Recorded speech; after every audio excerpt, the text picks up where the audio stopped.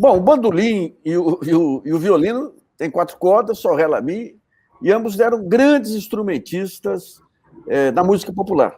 Nós tivemos aí nos anos 70, antes disso também, o Grappelli, que fez grandes duos aí com guitarra. Nós tivemos Yehud Menuhin, que fez um grande sucesso na época, e o violino na música brasileira já deu lá atrás, o Fafá Lemos, tocando com Garoto, com Carolina Cardoso de Menezes, e recentemente 2 grandes violonistas, e um deles é o nosso entrevistado de hoje, que é o Ricardo Reis. Ricardo, muito obrigado aqui por sua participação aqui no GGN. Grande prazer, valeu o convite, Nassif. Uma honra. Então, eu queria primeiro, Ricardo, que você contasse um pouquinho da sua formação musical. A gente tem o Oriente Médio aqui, os 2 lados do Jordão, são 2 raças com grande afinidade com a música, os árabes um pouco mais voltados para a música popular e os judeus voltados aí para a formação erudita, e a sua técnica mostra que você teve também uma formação erudita. Como é que foi? Foi isso mesmo, né? Desde pequenininho, eu gostei de música, né? Minha avó falava que desde o berço, assim, que eu me acalmava, né? Com música e tal. E aí eu tinha um brinquedinho daquele de puxar a cordinha que eu gostava, o outro não. Então eles já começaram a ver que eu tinha ouvido, assim, né? E aí, desde pequenininho, eu acho que minha mãe me botou numa baby class. Ela me falou esses dias aí que eu nem sabia. Quando eu tinha 2 anos, minha irmã nasceu, e aí o psicanalista dela falou que ela achava que ela devia passar um tempo por semana comigo. E aí ela me botou numa aula de música. Então, desde os 2 anos que eu faço aula de música, né? Comecei pequenininho, e aí depois eu fui para música erudita. Quer dizer, comecei com baby class, e depois eu fui para uma formação que era tipo música, que eu aprendia violino, piano e flauta, né? Flauta doce. E aí eu fiquei nessa aula mais lúdica, não sei o quê, e eu, com 8 anos, eu vi um violinista tocando com solista, com a orquestra estadual, era um jovem solista, né?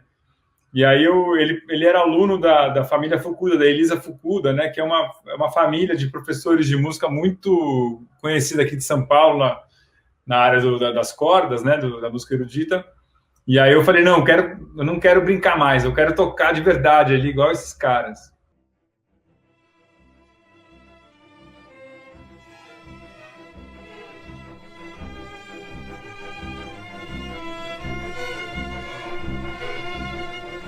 Eu voltei da Europa em 1980, me formando lá, fazendo aperfeiçoamento. E no primeiro ano que voltei, já me convidaram para participar do festival de Campos, então já vem de 1981, por aí, que eu comecei a participar.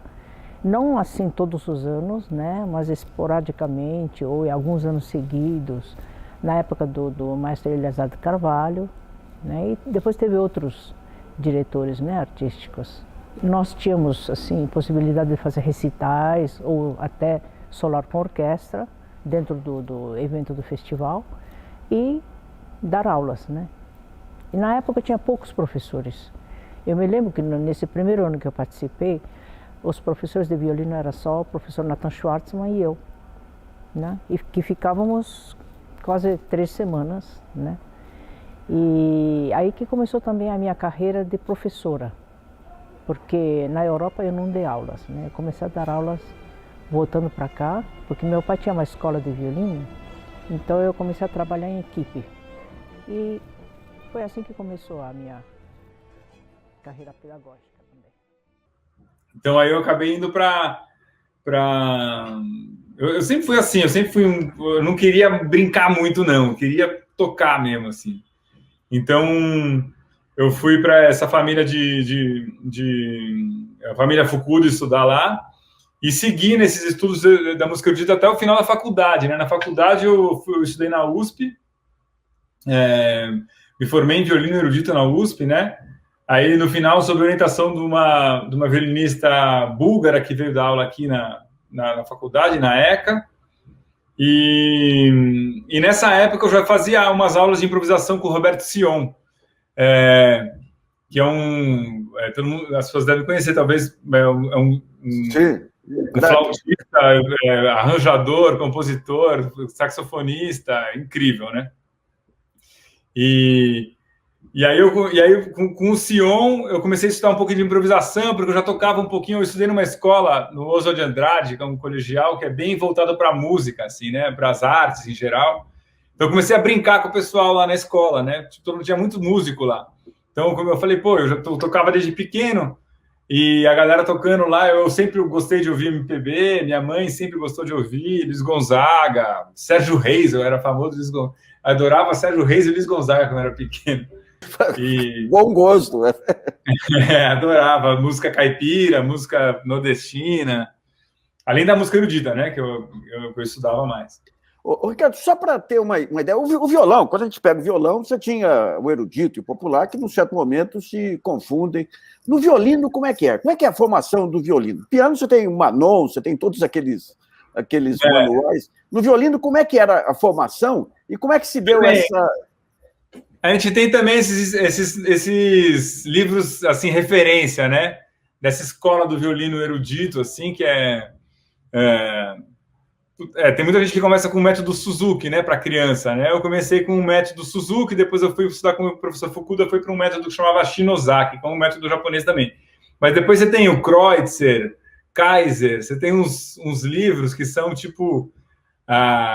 os livros, tipo esse que você falou, Manon, sabe? Tem uns livros que ninguém da música erudita consegue passar sem, né? E aí tem também uma literatura de concertos que a gente vai fazendo, né? Tem uns concertos de Bach, tem os concertos de Mozart, tem umas coisas que você vai meio que... se você vai seguir essa escola da música erudita, você passa por ali, né? E eu passei por isso, né? Eu me formei na USP, tipo, meio que assim, quase terminando essa literatura de base aí, né? Assim, eu no concerto de formatura, por exemplo, toquei um Beethoven, toquei um Bach, toquei acho que um movimento de um concerto romântico, não sei se foi Sibelius, toquei um Saint-Saëns, mas assim, completamente música erudita, assim, né? Eu me formei ali. Aliás, mas eu já estava de olho na música popular nessa época, assim, né? Ricardo, acho que é importante salientar a importância da universidade no aprimoramento da música brasileira. Eu fiz ECA também lá, e meu primeiro semestre foi em artes também.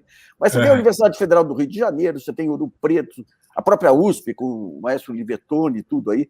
Ou seja, essa formação foi fundamental para dar aquele verniz teórico lá para a música brasileira também, né? Eu acho que tem um lado muito bom, assim, né, dessa escola, que é uma escola que tem uma tradição, né, um desenvolvimento, tipo, que foi sendo feito por seleção natural, né, assim. Então, é uma escola de muitos anos que foi se desenvolvendo, se aprimorando, né. Então, e tem coisas que eu uso até hoje, né, assim, a postura básica do instrumento, afinação, né, destreza de coisa que eu uso até hoje, né. Agora, o Fukuda, ele trouxe algum elemento da música japonesa também, ou era método todo ocidental mesmo? Não, era um método ocidental total. Assim, o que tinha de japonês ali na escola Fukuda era disciplina, sabe, assim, era um pensamento mais geral, assim, da vida, sabe, assim. Eles têm uma...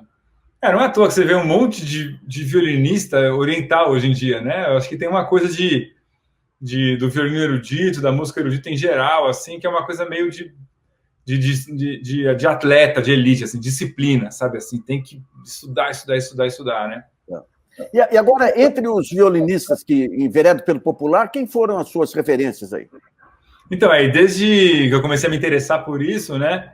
Primeira referência grande, assim, foi o Grappelli, como você falou no começo aí da apresentação. Esse é um que não dá para passar sem, né? Todo mundo que se interessa pelo violino improvisado, o popular, vê o Grappelli, né?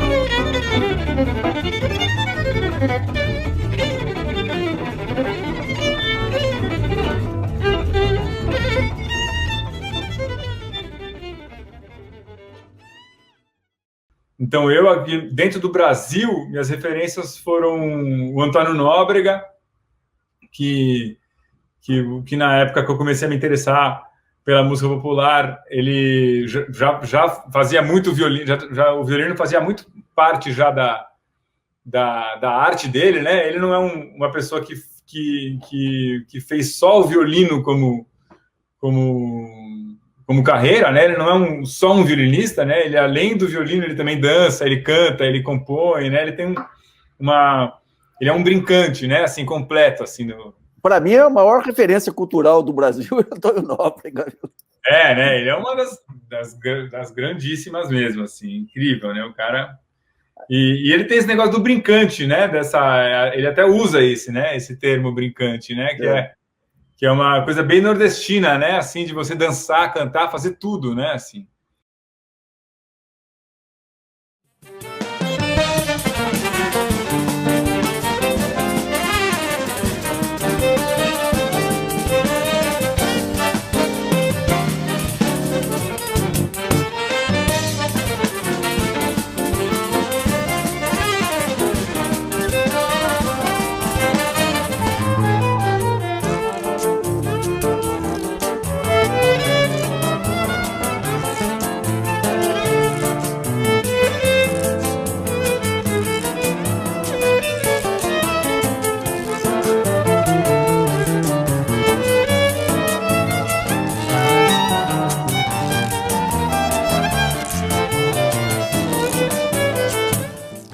Só para entender um pouquinho, qual a diferença do violino e da rabeca? Porque você tem muitos violinistas aqui que se apresentam como rabeca. Qual que é a diferença dos dois? Ó, aqui dá para ver, aqui nessa parte da minha casa dá para ver aqui as diferenças aqui, ó. Tá vendo? Aqui são rabecas, né? Aqui, todas essas aqui. Essa aqui é uma rabeca nordestina, essa aqui é uma rabeca que foi construída pela minha mulher, a Vani, que é uma violinista rabequeira francesa. E essa aqui é de um luthier. De quem que é esse? Esse aqui é do Levington Moreira, um luthier brasileiro, que fez uma rabeca de 5 cordas para mim. Então, aqui, na verdade, você vê que esses 4 instrumentos têm 4 cordas, né? Quer dizer, o outro tem 5 cordas. Tem rabeca de 3 cordas, tem rabeca de 5 cordas. Tem rabeca que é afinada igual cavaquinho. Por exemplo, o Nelson da rabeca, ele afina a rabeca dele como um cavaquinho, né? Então, a rabeca, na verdade, é o nome antigo do violino na língua portuguesa, né? O violino é um nome italiano que foi importado faz um século, assim, né? Na língua portuguesa. E o violino ele é usado para esse instrumento aqui mesmo, assim, esse formato que é um violino que foi feito. Esse formato foi feito na época do Stradivarius, Guarnieri, né, no século XVIII e XVII, final XVII, XVIII na Itália, né? E é o formato que ficou na música erudita, né? Esse formato aqui. E a rabeca, quando chegou no Brasil, ela veio pelos jesuítas, né? Muito provavelmente, e pelos portugueses em geral, e ela foi para vários lugares do Brasil, né? Para vários interiores, né? Foi para as missões, então os guaranis tocam rabeca, foi para o Nordeste, para os como é que chama? Para os engenhos, né? Foi para o Brasil inteiro, né? A rabeca, junto com a colonização. E ela foi se desenvolvendo independente do violino, né? Então, a rabeca, ela é uma irmã do violino, né? Que se separou aí nessa colonização do Brasil, né? Então, a rabeca é muito mais livre. A rabeca você pode tocar ela de várias maneiras, construída com madeiras diferentes, com formatos diferentes. Você pode tocar ela aqui embaixo. Geralmente, a pessoa toca aqui embaixo, né? Que é como se tocava o violino antigamente, né? O violino, hoje em dia, ele subiu para cá, para a gente poder segurar ele com o queixo aqui, e você ter a mão livre para subir, né? Isso aí, eu não sei se é verdade, mas dizem que foi o Paganini, foi um dos grandes influenciadores para essa técnica do violino, você ficar com a mão livre, né? Porque ele tocava violão também, então ele tem esse negócio de poder subir a mão aqui. O violão a gente não segura aqui, né? A gente segura e a mão fica livre. Então ele parece que ele adaptou isso para o violino também, né? De botar aqui. Então essa é a grande diferença. E a rabeca, ela é o nosso violino popular realmente brasileiro, né? A rabeca é realmente o nosso violino popular, né?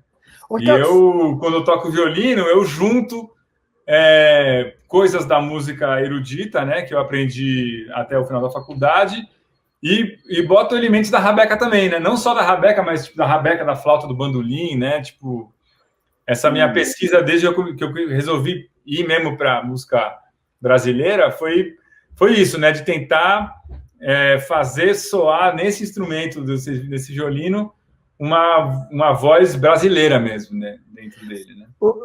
Ricardo, como é que se faz a síntese aí do violino no jazz, que você tem o grapelli, o grapelli aí, e o choro? Onde que se dá essa linkagem? Na verdade, eu acho que o choro e o jazz, né, eles são músicas irmãs também, né? Tipo, que tem... também tem raiz, né, europeia, super forte, tanto o choro quanto o jazz, né, no nível harmônico, assim, e melódico, e raízes, o choro tem assim, principalmente o choro mais moderno, foi cada vez mais incorporando as raízes africanas, né? Então, você pega os choros mais antigos, eles são bem europeus, né? Assim, inclusive usando ritmos europeus, né? E os choros mais modernos, a partir do Jacó, Pixinguinha, não sei o quê, muitas vezes usam o samba, né? Que é um ritmo africano, né? E o jazz tem isso também, né? Tem essas duas influências, e inclusive depois, eu acho, na história do choro e do jazz, inclusive, essas músicas foram conversando e se auto-influenciando, né? Você pega, por exemplo, você citou até o Fafá Lemos, né? Que é um violinista que ficou famoso, né? Na década, eu acho que de 50, né? Se eu não me engano, 40, 50. Ele tocava com o Garoto, e você percebe, assim, nitidamente a influência do jazz na música deles, né? Do Fafá Lemos e do Garoto, né? O Fafá Lemos até foi morar em Hollywood depois, uma época, imigrou para os Estados Unidos, né? Ele foi tocar nos Estados Unidos quando ele tocava na banda da Carmen Miranda, e acabou indo para lá depois, né? E o Garoto, ele trouxe instrumentos americanos para o Brasil.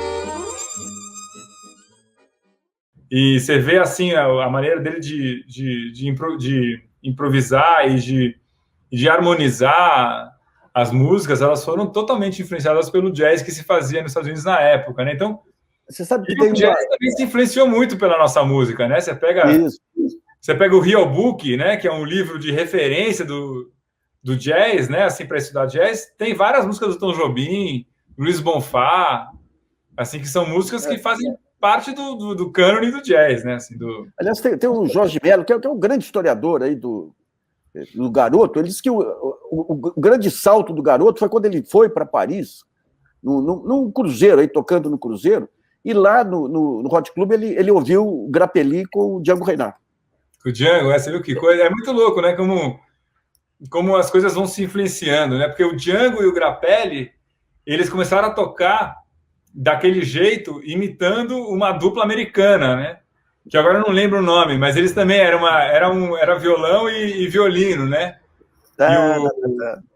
Então, assim, o jazz francês, ele é influenciado totalmente pelo jazz americano, então, assim, a gente, às vezes, né, procura, né, definir assim, claro, é importante, as pessoas definem tipos de música, mas essas músicas, elas são totalmente influenciadas, né? Igual, sim. Eu sempre faço um paralelo da música, dos estilos musicais com línguas, né? Cada estilo musical é como se fosse uma língua que a gente fala, né? Então, o português, ele veio do latim, né? O francês também, e a gente vê semelhanças nessas duas línguas, né? De maneira de pensar, de maneira de construir, de maneira de frasear, né? E a gente volta e meia empresta uma palavra deles, eles emprestam da gente, e as línguas se conversam, né? A gente usa a palavra dos Estados Unidos, eles usam a palavra daqui, a gente vai, né? Tem, essas influências vão acontecendo tanto nas línguas musicais quanto nas línguas faladas, né? Assim, então, Ricardo, eu queria que você falasse um pouquinho também da sua esposa, que é uma. Eu tenho vi, aliás, uns vídeos do seu com ela, que é fantástico. Aí como é que se deu esse encontro musical e pessoal?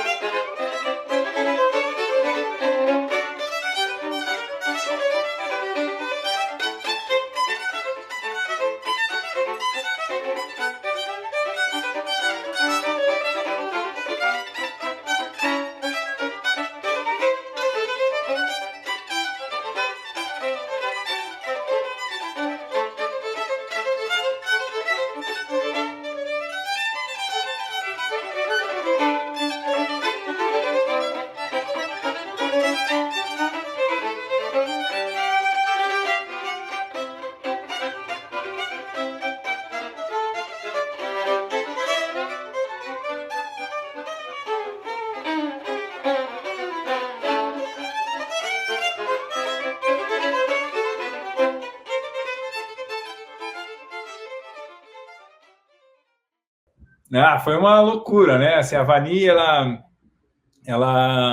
vem de uma escola do jazz francês, né? Uma violinista de jazz. Então ela já tem uma formação bem diferente, né? Assim, a gente não vê muito pessoas que não vieram da música erudita, né? Que vêm realmente do jazz. Ela estudou música erudita pequenininha e aí ela foi indo cada vez mais para esse lado do jazz e de um jazz bem francês, bem aberto, assim, de uma improvisação total, né? Não sei o quê. E ela se apaixonou pela música brasileira e veio pesquisar a música daqui, né? A gente se conheceu na segunda viagem que ela fez para o Brasil. Na primeira ela ficou só no Nordeste, na segunda ela veio para São Paulo e a gente se conheceu em Canané, ainda para Ilha do Cardoso, no encontro de fandango, no primeiro encontro de fandango da Ilha do Cardoso. Tava todo mundo do fandango, né? Fandango é uma manifestação musical, né? Uma festa, na verdade, que ela é típica da cultura caiçara, né? Então ela vai desde ali do norte do Paraná até sul do Rio de Janeiro, né? Até Paraty ali, né? Então tava todo mundo lá, tava os caras do fandango todo, e a gente se conheceu num barco indo para Ilha do Cardoso, né? Então, e aí a gente começou a tocar, já tocou nesses primeiros dias um pouquinho, ela tocava um pouco de choro já, então a gente tocou Brasileirinho. Que maravilha! Uma valsa francesa que ela tocava, que eu já conhecia, porque eu morei na França, né? Estudei na França há 8 anos, né? Quer dizer, estudei 2 anos e morei mais 6 anos lá. E aí a gente tem esse duo aí, acabamos casando, né? Maravilha, isso é para toda a vida, viu? Agora, a valsa francesa tem influência direta aqui na música, na valsa brasileira, aqui, que é um dos gêneros mais ricos que se tem, né? Exatamente, né? Você pega umas músicas, você pega, tipo, por exemplo, você falou do Garoto, né? Tem a Desvairada, né? Que é uma valsa do Garoto, uma valsa choro do Garoto. Se você mostrar isso para se um francês tocar, ninguém vai falar que não é uma valsa francesa, né? Ou até o Voo da Mosca, né? A gente tem várias valsas aqui que poderiam ser valsas francesas, né? Até porque eles usavam muitas vezes a mesma estrutura que a gente usa, né? Os acordes são parecidos, né? Tem as músicas se conversam, né? Eu acho que aquele negócio, né? Você pode... Eu acho que o choro e o jazz são línguas que são autocompreensíveis, tipo um espanhol e um português, sabe assim, mais um italiano e um português, talvez. Você vai dar um tempo ali para aprender a outra língua do outro, mas você consegue aprender a outra língua e se virar bem, né? Eu acho que dá para você aprender a outra língua e se virar bem. Mas uma coisa também é legal de saber é que não são a mesma língua, né? Então dá para você pegar um improvisador de jazz e sair tocando música brasileira, né?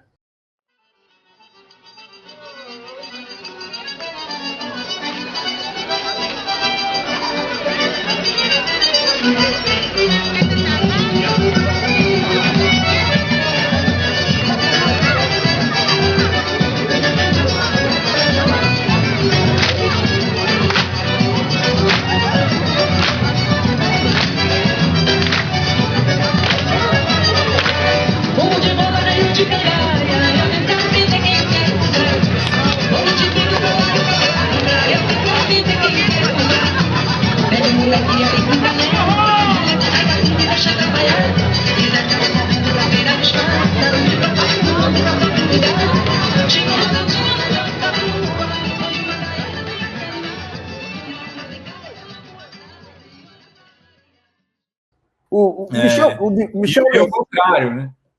O Michel Legrand e outros também eles colocam como um ponto de ligação muito importante, inclusive influência na música de Nova Orleans, do Brasil, da música cubana também. Lá do... Total. A música cubana é uma outra irmã, né? Que eu acho que também conversa muito bem com a gente, né?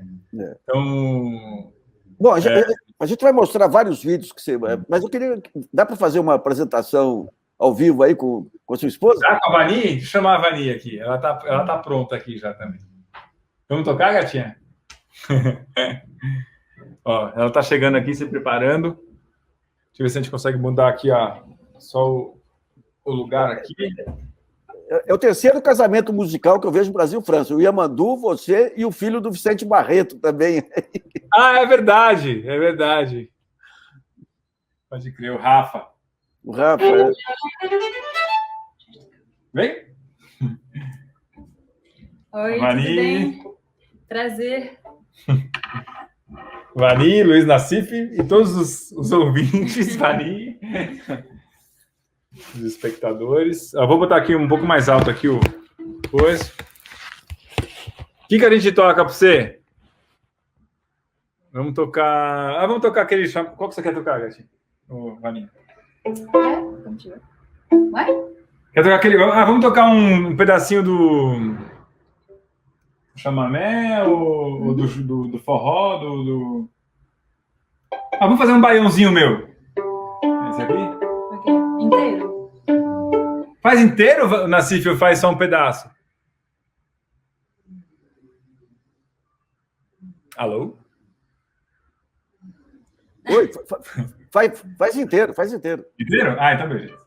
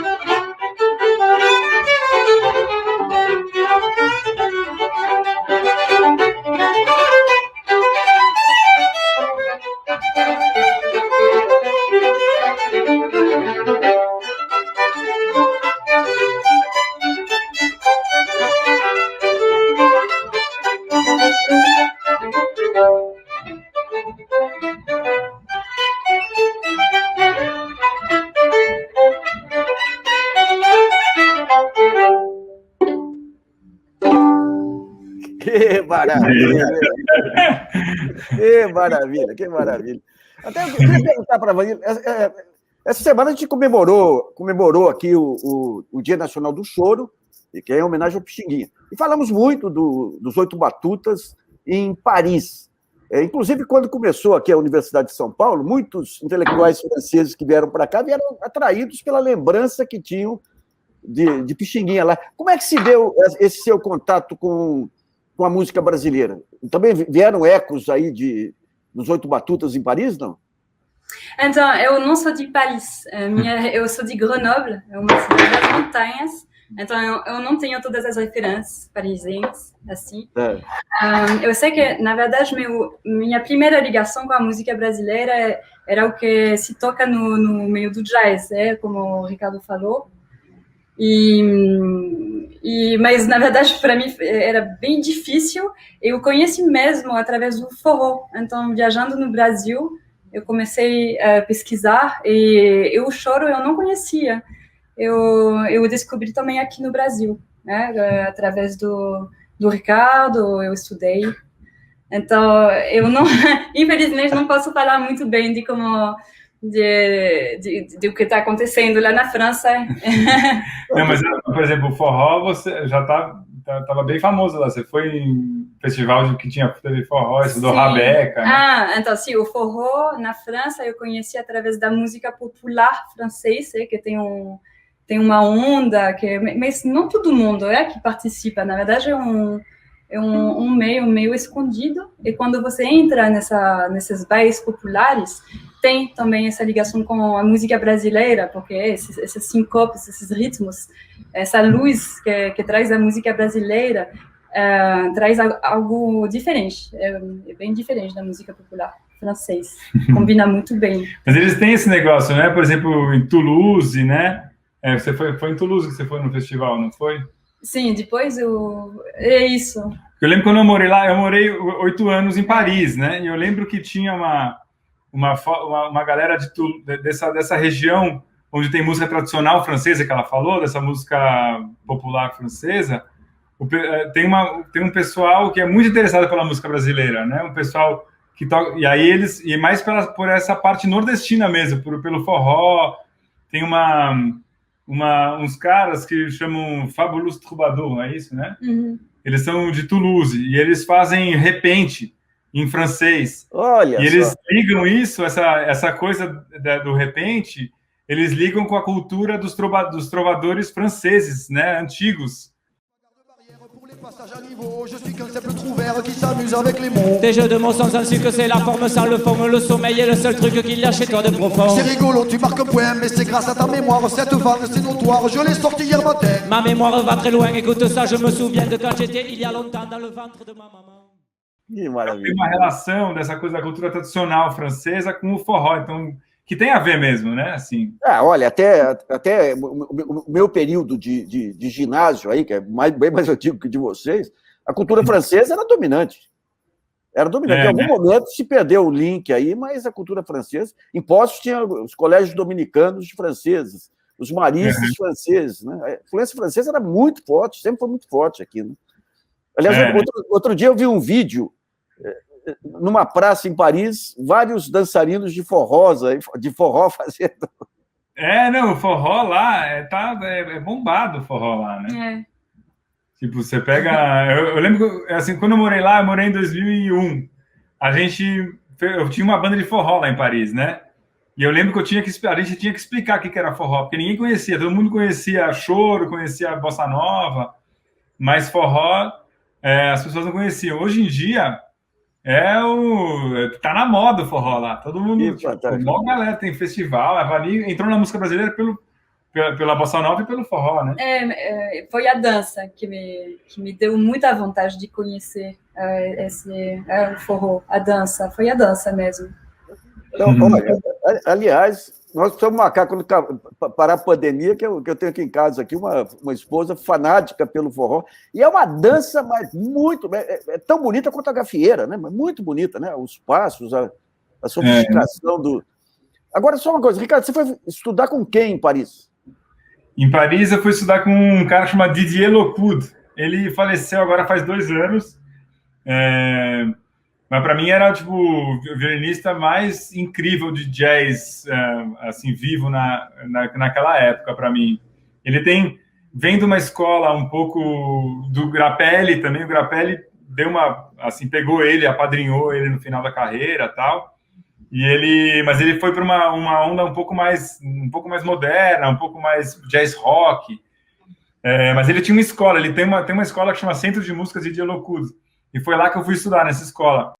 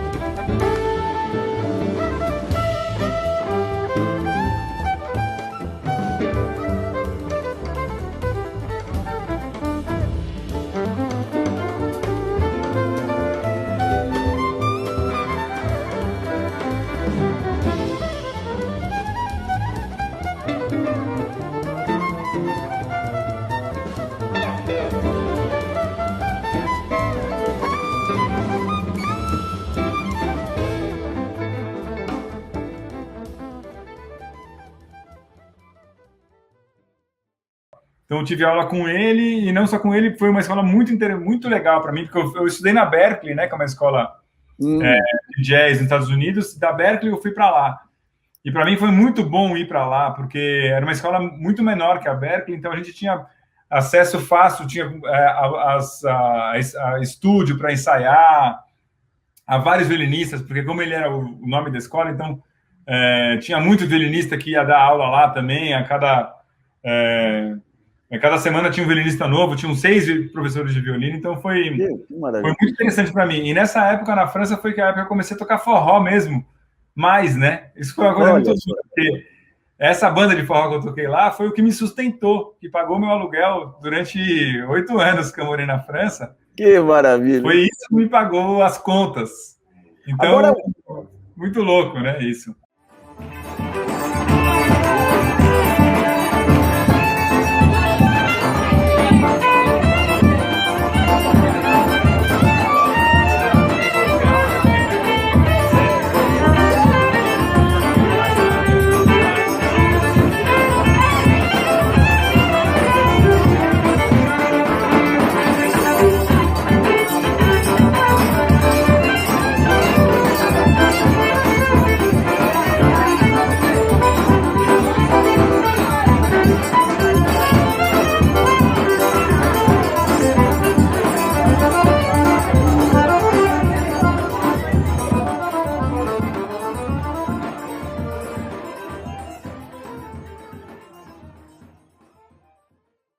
Agora, um músico brasileiro muito marcante lá foi Baden Powell, inclusive. Inclusive, o disco dele com o Grappelli lá é uma maravilha, né? Ele, inclusive, eu era amigo do filho dele, né, que mora lá ainda, né? O Baden, ele morou na Alemanha um tempo, morou na França, e assim, na França ele fazia um super sucesso, né? Ele mudou para a Europa porque ele conseguia viver da música dele lá, né? Aliás, a esposa dele me contou uma vez uma história dele, ele tocando no hotel em Paris, daí ele foi jantar, e daí um freguês mandou um vinho para ele. E ele virou para a esposa e falou: lá vem esses chatos aí. Daí o freguês levantou e foi em direção à mesa dele. Ele se preparava para reagir, quando a esposa falou: meu bem, calma, é o Yves Montand. Não, ele fez um sucessão lá. Tipo, o Baden é referência mesmo, assim. E é muito louco, né, você ver isso, né? Como todos os momentos da música brasileira teve essa troca de influência de lá para cá, daqui para lá. A minha música é muito, assim, claro, tem uma paleta muito brasileira, assim, mas nas minhas composições, não é essa que a gente tocou, né? Essa composição que a gente tocou é uma música bem brasileira, né? Mas tem várias músicas que eu compus que tem uma influência muito da minha formação lá, assim, né? Do jazz francês e tal, né?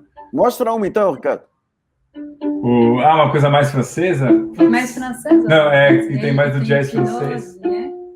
Será? Pode ser um pedacinho da hipnose. Por exemplo, tem uma música que a gente gravou.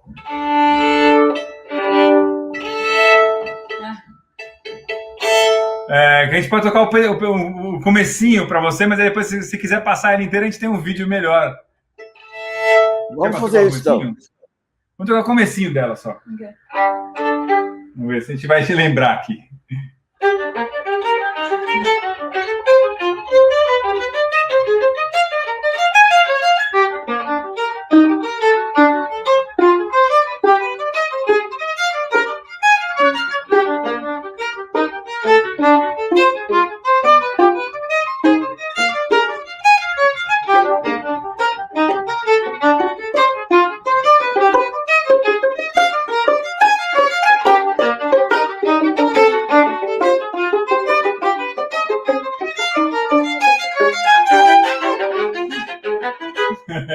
Que fantástico, que fantástico. É isso também, é uma música em 5, né?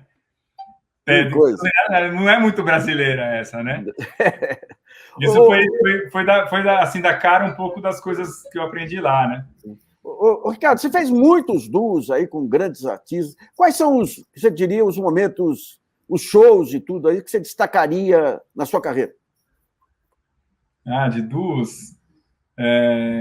De duos ou sozinho? Nossa, tem momentos inesquecíveis, né? Por exemplo, tem um momento que quando eu fiz o meu show com o Dominguinhos, eu fiz 2 shows com o Dominguinhos, né? Com a Jazz Sinfônica e a Orquestra Tom Jobim.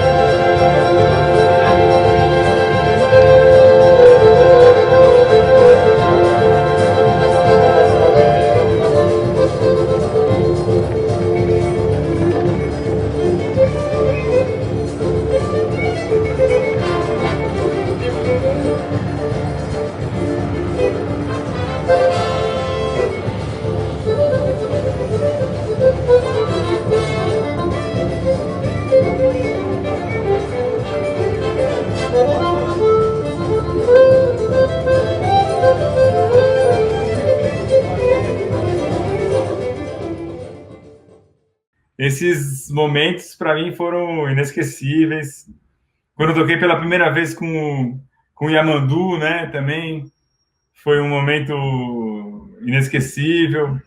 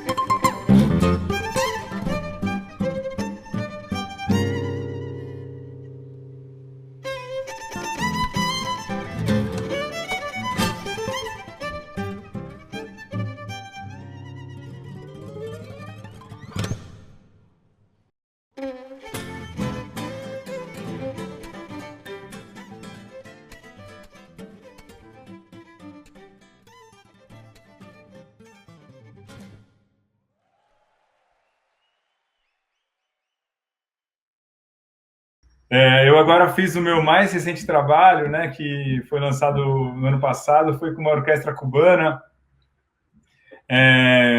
uma orquestra de cordas cubana incrível, que chama Camerata Romeu. Então, o meu show lá, que foi a gravação do disco, também foi, assim, só com composição minha, arranjo meu, tocando de solista, foi um momento inesquecível. Eu lembro que o meu show com o Nelson Aires também, quando o Nelson Aires topou de gravar um CD comigo também, só esse momento ele foi diferente. Ele me chamou como solista para a Orquestra Tom Jobim, eu fiz minhas músicas, e aí depois eu tive coragem de chamar ele para fazer um disco junto. Então, são muitos momentos, né, assim. E agora, na pandemia, a gente está com momentos inesquecíveis do duo aqui, que a gente fez um show. Eu acho que foi um momento bem legal também, assim, do nosso duo, foi que a gente fez um show aquele em casa com o Sesc. Maravilha, maravilha. A gente estava, tipo, já fazendo várias lives desde o começo da pandemia, e depois a gente fez essa live aí, tocando músicas nossas, né, tal, em casa com o Sesc. Então foi bem massa também. Não, eu tenho assistido os vídeos de vocês aí, mas eu só me incluir aqui na gravação, mas fantástico, fantástico. A Vania tá, tipo, é muito louco como tá tocando nem brasileira, né? Você vê assim. Totalmente. Professor, eu tô seguindo as aulas online, é isso? Eu tenho um curso online de violino para ensinar música brasileira, né? Isso, então o Ricardo é minha escola mesmo, eu também de conviver com ele, eu tô muito tentando imitar ele, isso me dá um acesso ao swing brasileiro. Então, se pegar o choro aí, a gente tem a fase Pixinguinha, tem a fase Jacó, que foi aquela fase pós-guerra também, que o jazz passou a influenciar mais. Se você for pegar agora a fase atual do choro, eu sei que tem uma atual geração de instrumentistas, eu acompanho desde a minha infância, eu nunca vi pessoal tecnicamente tão bom, né? Mas quais são os pontos centrais da atual fase da música instrumental brasileira, Ricardo? Putz, eu acho que você falou tudo, tá? A gente está numa fase de jovens tocando muito, assim. Tipo, a galera, eu acho que tem algumas pessoas que eu acho que foram chaves para esse renascimento aí, né? O Hamilton de Holanda, né? O Yamandu. Eu acho que principalmente o Hamilton de Holanda e Yamandu foram chave para dar essa vontade dos mais jovens tocarem choro de novo, né?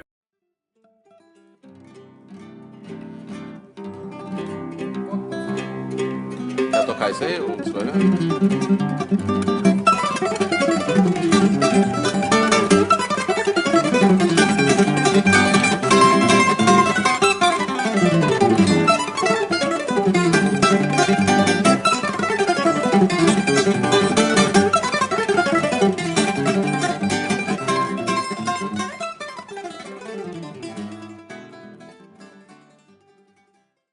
Eu lembro quando eu era pequeno, por exemplo, que eu ia na Rua do Choro com meu pai, e era uma música de gente mais velha, né? Quando eu era pequeno, né? Sim. E, claro, sempre tem umas exceções. Tinha o Yamandu, que era exceção, tem o Danilo Brito, que é exceção, que era tipo um menininho que estava lá no meio da galera mais velha, né? Eu toquei uma vez com uma gentileza do Altamiro, lá no Teatro Municipal. Eu toquei, depois entrou o amador, né? Depois entrou o Danilo novinho, com terninho, gravata e tudo, mas Mas é interessante isso, né? Baden influencia Rafael influencia Yamandu influencia... Toda essa galera. E agora tem também o negócio da internet, né? Sim. Que eu acho que a internet também abre uma porta de referências, né? Assim, tipo, que você... Antes você via o melhor igual o pessoal fala, né? Que compara com videogame, né? Que antes você jogava com o melhor do seu bairro, né? Hoje você está competindo com os melhores do mundo, né? Se você você tem referência, né? Tipo, você vai tocar uma música hoje em dia. Eu estou aprendendo uma música agora, estou numa onda de tentar aprender as músicas do Toninho Horta agora, né? Pegar essa pandemia aí e tirar as lacunas todas, né? E aí ontem eu peguei a música do Toninho E você bota no YouTube e tem, tipo, todo mundo tocando ela, né? Você pega o Toninho tocando 1000 versões, aí tem uma com o Hermeto, tem uma com o Hamilton de Holanda, com o Pipoquinha, com não sei quem, todo mundo tocando essa música, né? Então hoje você já começa com as referências, né? Tipo, pau, assim. Então eu acho que é isso também que influencia a molecada, né? Então, eu queria... Você falou, Toninho, Horta, tem o Ginga também, tem outros. Uma coisa que me chama muita atenção é que os grandes solistas de instrumento solo mesmo, não é o piano é a orquestra, né? Tem que ter uma baita noção de harmonia também, né? Como é que você ganhou essa noção de harmonia? Eu acho que veio do jazz, né? Muito assim da minha escola. Eu comecei a ter uma noção. A gente sempre tem uma noção intuitiva de harmonia, né? Ouvindo música, né? A gente ouve música e entende a harmonia como se fosse a gramática da música, né? A gente entende como, voltando a paralelo com a fala, né? As pessoas não precisam ir para a escola para aprender a falar, né? Mas você indo para a escola, você estudando gramática, você consegue entender como é que funciona, né? O sujeito, o predicado, né? Você entende como funciona. Então, eu estudei isso no jazz, né? Eu estudei com o Sion um tempo, harmonia de jazz, depois fui para Berkeley e estudei harmonia de jazz. A Vani, por exemplo, estudou também essa harmonia de jazz no conservatório. Então, quando ela vai aprender uma música brasileira, ela tem também já tem essa bagagem da harmonia de jazz, né? Mas o que é interessante é que esse estudo da música brasileira, na verdade, libera meu conhecimento, não sei como dizer. Esse estudo que tem tantas cores na música, tanta harmonia, uma riqueza de harmonia na música brasileira, que isso me dá um verdadeiro acesso. Então, me tira uma curiosidade aqui. A gente vê algumas definições assim, de diferenças do improviso no jazz e no choro. O jazz, a partir de um certo momento, a harmonia vai para um lado e a melodia, o cara sai voando, é que você nem sabe onde... E o choro, ele anda mais na estrada da harmonia da música. Como é que você definiria os dois estilos de... O jazz hoje não tem um excesso de complexidade aí também, que às vezes atrapalha um pouquinho, né? Eu acho que o jazz, ele é uma palavra hoje que se usa para muitas coisas, né? Assim, como você falou, o jazz hoje, né? Tem um jazz mais moderno, ainda tem gente que toca um jazz que parece mais o choro, né? Que é o jazz do Grappelli. Tem gente que ainda toca isso, né? Na França, por exemplo, ainda tem um movimento grande de jazz manouche, que chama, né? Que é exatamente o jazz do Grappelli, né? Que é esse jazz que parece choro, né? Que é mais dentro da harmonia, né? Daí você tem também um fenômeno que é tocar realmente fora da harmonia, né? Que tem um nome, isso também, no jazz, que chama outside, né? Quer dizer, fora, né? Tem uma harmonia rolando e você toca realmente uma outra coisa fora da harmonia. E tem um outro fenômeno, que é um fenômeno das harmonias ficando cada vez mais complexas também, né? Tem vezes que a harmonia está tão complexa que o cara está tocando dentro da harmonia, mas é tão difícil de entender que parece que ele está fazendo qualquer coisa, mas na verdade não, ele está fazendo harmonia, né? E essa complexidade, ela veio para a nossa música também, né? Se você pega o Hermeto, o Toninho Horta, o Ginga, o Garoto mesmo, né? Assim, muitas vezes, algumas músicas do Garoto têm uma harmonia ali que são bem complicadas, né? Você ouve e você fala, será que ele está tocando tudo errado? Ou, né, Então, eu acho que tem o jazz, hoje, sofreu uma coisa que a música brasileira também tem muitos lados que tem o risco de sofrer, que é uma academitização, não sei como é que você tem essa palavra, mas o jazz ele começou a ser ensinado na academia. Ele começou a ser ensinado na academia desde os anos 50, né? Assim, da Berkeley, né? 60, eu acho que nos anos 60 foi criada a Berkeley. Então ele teve um caminho grande de academia. E a academia, ela tende a isso, né? A academia tende a tentar puxar a linguagem... Oi? Conservar, né? Não, acho o contrário. Ela tende a... Tem um lado de conservação, mas tem um lado... A academia de artes, ela tende a tentar puxar a linguagem para frente. Então, você pega a música erudita hoje também, né? Você pega aquele negócio que parece barulho, né? Você vê Porque também os professores, eles não querem ensinar só o negócio, eles querem, não, tem que aumentar a linguagem tem que ir mais longe, mais longe, mais longe. Então, você pega aqui também você pega muitos músicos brasileiros hoje que vêm de universidades de música popular, também compõem um pouco nessa onda. Você vê que uma coisa mais intuitiva, mais para dança, assim, mais para o choro tradicional, é mais raro de ouvir hoje, né? Sim, assim, sim. Eu acho que é mais raro de você pegar compositores novos que compõem uma coisa mais dançante, mais assim, né? É engraçado, eu acho que sempre tem um lado da cabeça que leva para isso. Uma coisa que me impressionou muito, aí, muita semelhança com a música brasileira, é a escola cigana lá dos Rosenberg e tudo, que vem da influência do Django também aí. Eles têm expressão na Europa ou tem poucos aficionados aí? Muita, né? Tem muito mesmo. Uhum. Não, a música, por exemplo, esse negócio do Django, você falou, tem festival Django todo ano na França, né? Assim, mas tem um dos Rosenberg aí que eu ouvi, o cara depois parece que se perdeu um pouco com drogas e tudo, mas o cara era de uma genialidade fantástica aí. Incrível, incrível. Essa escola é uma escola, né? O Jazz Manouche, né? Quem estava falando. Ah, tá.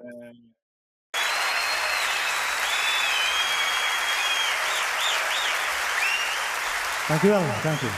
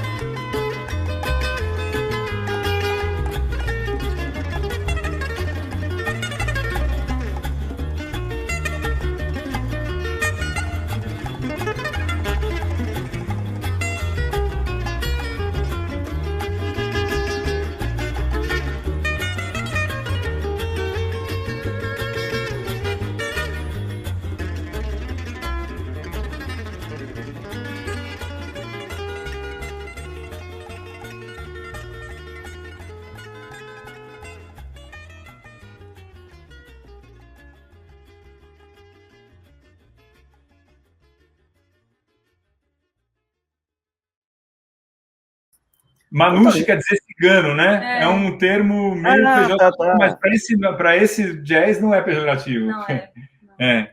Tá joia. Manouche quer dizer jazz cigano, né? Até em inglês a galera fala gypsy jazz. E continua se desenvolvendo lá no leste da Europa, nos países como a Romênia, Bulgária, Romênia. Isso. É uma música que está continuando, vivendo lá. Inclusive, eles tocam o Voo da Mosca, eles pegaram essas valsas turbilhão brasileiras lá e tocavam lá, você via que e eles têm as valsas deles lá, principalmente os Rosenberg, que você vê que ouviram muito Jacó lá também.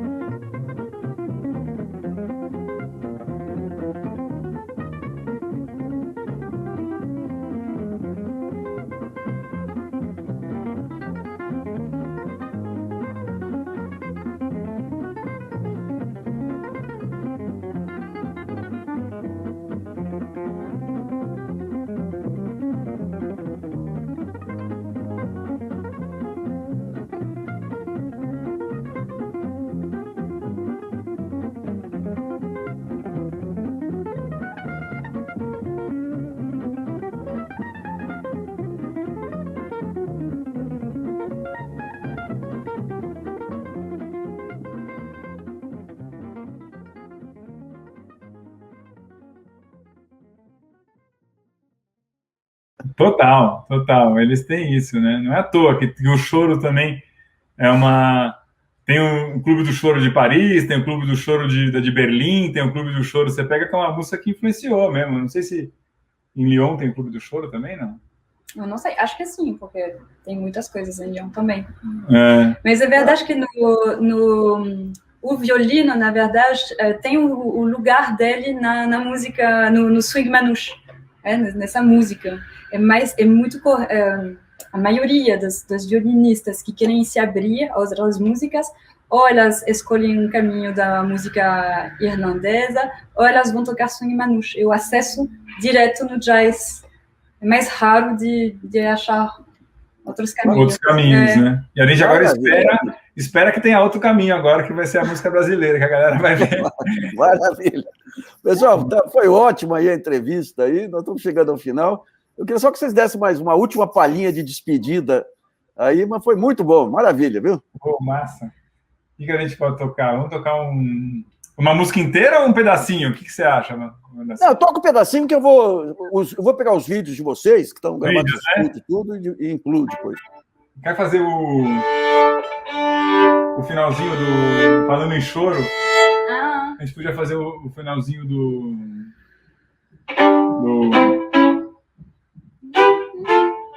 Ok. Será que a gente faz isso? Então... Acho que a gente não tem a gravação disso, né? Então, por isso.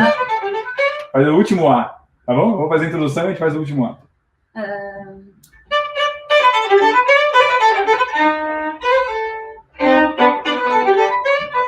Faz um A. Eu faço o segundo A e vou pro final. Bora. Ok. Vamos fazer o começo e eu faço o último A, beleza? 2 As e acabou. Ok. Vai.